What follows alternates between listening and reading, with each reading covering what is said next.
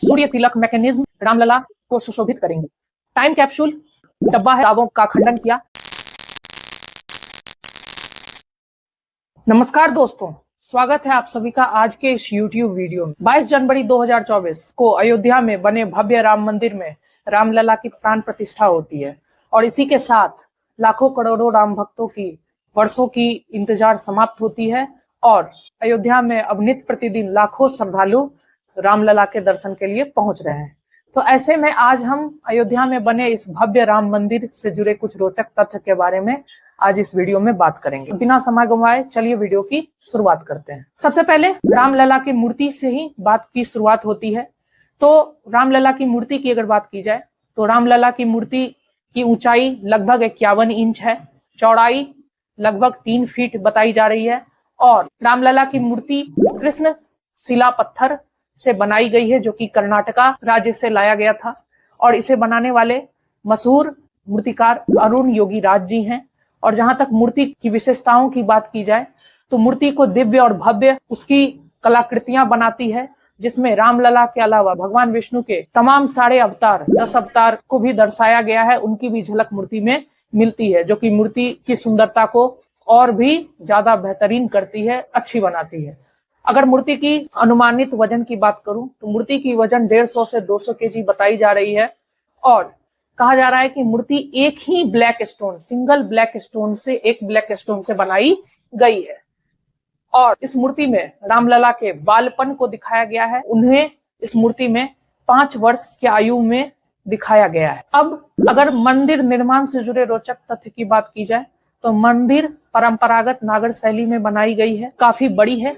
लंबाई की अगर बात की जाए तो लंबाई मंदिर की 380 फीट है, चौड़ाई 250 फीट है और अधिकतम ऊंचाई 161 फीट के बराबर। और अगर मंदिर में इस्तेमाल किए गए मटेरियल की बात की जाए तो मंदिर पिंक सैंडस्टोन से बनाया गया है जो कि राजस्थान में पाया जाता है और अपनी तमाम बेहतरीन गुण के लिए पिंक स्टोन जाना जाता है। खास करके ये पिंक स्टोन राजस्थान के भरतपुर जिले से लाई गई। मंदिर की कुल क्षेत्रफल की अगर बात की जाए तो मंदिर की क्षेत्रफल 57,400 स्क्वायर फीट बताई जा रही है, जिसमें साइट एरिया जो मुख्य मंदिर का क्षेत्र है वह 2.7 एकड़ बताया जा रहा है। मंदिर में अगर लगे पिलर्स की संख्या की बात की जाए तो मंदिर में कुल 392 पिलर्स हैं, 44 द्वार हैं और इतना ही नहीं, इनके अलावा 5 मंडप हैं।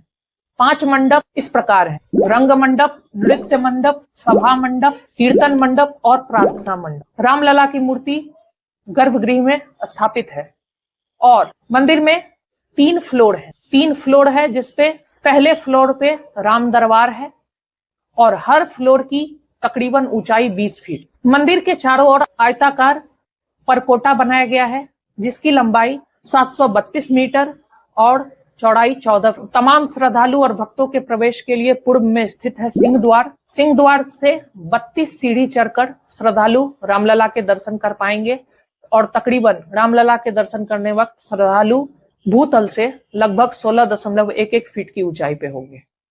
चूंकि मंदिर काफी बड़ा है, मंदिर प्रांगण काफी बड़ी है, तो ऐसा सुनने में आया है कि मंदिर में रामलला के भव्य मंदिर के अलावा रामायण से जुड़े महत्वपूर्ण व्यक्ति जैसे कि महर्षि वशिष्ठ, महर्षि वाल्मीकि, महर्षि विश्वामित्र, माता सबरी, निषाद राज, महर्षि अगस्त्य, तमाम ऐसे व्यक्तियों के लिए अलग से डेडिकेटेड मंदिर प्रांगण में बनाए जाएंगे। मंदिर में 21 फीट ऊंची प्लिंथ बनाई गई है, जिसका बनाए जाने का यह कारण है कि धरती की नमी मंदिर से जुड़े तमाम कंस्ट्रक्शनल वर्क को डैमेज ना करे। तो धरती की नमी से बचाने के लिए मंदिर के चारों ओर प्लिंथ बनाई गई है 21 फीट ऊंची। और आपको जानकर हैरानी होगी, मंदिर को बनाने में एक भी आयरन या स्टील का कोई इस्तेमाल नहीं किया गया है और परंपरागत लोकाचार को ध्यान में रखते हुए आयरन स्टील के बिना मंदिर बनाई गई। और फाउंडेशन लेआउट की बात की जाए तो 2587 अलग अलग स्थानों से पवित्र मिट्टी लाकर मंदिर के फाउंडेशन में दिया गया है। इन स्थानों में झांसी, हल्दी घाटी, चित्तौड़गढ़ इत्यादि शामिल है। और फाउंडेशनल लेआउट में अगर बात की जाए तो 150 पवित्र अलग अलग नदियों का जल का इस्तेमाल किया गया है। राम मंदिर में इस्तेमाल किए गए ईंट की अगर बात की जाए तो ईंट पे श्री राम लिखा हुआ है, और ये कहीं न कहीं रामायण के उस भाग से लिया गया है जहां पर भगवान राम नल नील समेत अपने तमाम साथी सहयोगी द्वारा राम सेतु निर्माण में लगे थे, और राम नाम का पत्थर राम सेतु में इस्तेमाल किया गया। तो उसी विश्वास को दिखाते हुए राम मंदिर में इस्तेमाल किए गए ईंट पे श्री राम लिखा हुआ देखने को मिलता है। मंदिर की डिजाइन की बात की जाए तो मंदिर की डिजाइन सोमपुरा परिवार ने किया, जो पिछले कम से कम 15 पीढ़ियों से मंदिर निर्माण में लगा रहा है, और सोमनाथ मंदिर भी इन्होंने ही डिजाइन की है, और ऐसे ऐसे 100 से ऊपर मंदिर सोमपुरा फैमिली ने डिजाइन की है। और मंदिर बनने के लिए लगने वाले अनुमानित खर्च की बात की जाए तो अनुमानित खर्च 1800 करोड़ रुपए बताया जा रहा है। जो राम मंदिर जब पूरी बन जाएगी उसमें ये अनुमानित इतने पैसे खर्च होने की संभावनाएं हैं। अब राम मंदिर के तीसरे फ्लोर पे सूर्य तिलक मैकेनिज्म इंस्टॉल किया गया है, जिसके तहत हर साल रामलला के जन्मोत्सव रामनवमी की सेलिब्रेशन के दौरान दोपहर में सूर्य की किरणें इस प्रकार से अंदर आएंगी कि सीधे रामलला के माथे पे पड़ेंगी और तिलक के रूप में रामलला को सुशोभित करेंगी। और ये एक ऑप्टो मैकेनिकल सिस्टम है जो कि पूरी तरीके से मैनुअली ऑपरेटेड होगी। इसमें परंपरागत लोकाचार को ध्यान में रखते हुए आयरन, स्टील, इलेक्ट्रिसिटी, बैटरी इत्यादि का इस्तेमाल नहीं किया गया है। इसमें हाई क्वालिटी मिरर्स और लेंसेस का इस्तेमाल किया गया है, जो कि हर साल रामनवमी के दोपहर सूरज की किरणों को एक चैनल प्रदान करेंगे। एक खास सीक्वेंस में वो सारे मिरर और लेंस अरेंज होंगे और वो एक चैनल प्रदान करेंगे जिससे सूरज की किरणें डायरेक्ट रामलला के मूर्ति के माथे पे पड़ेगी और इस तरीके से सूर्य तिलक किया जाएगा। और हम इस परंपरा को सही तरीके से निभाने के लिए और इसकी सटीकता बनी रहे, इसके लिए एक्सपर्ट्स ने काफी मेहनत की है, और वो लोग हर वर्ष रामनवमी के दिन सूरज के स्थिति का, पोजीशन का भी आकलन करेंगे ताकि एक्यूरेटली सूरज की किरण तिलक के रूप में रामलला के माथे पे ऑप्टो मैकेनिकल सिस्टम के जरिए पड़े और उनका सूर्य तिलक। अब आइए बात करते हैं टाइम कैप्सूल की। टाइम कैप्सूल क्या है?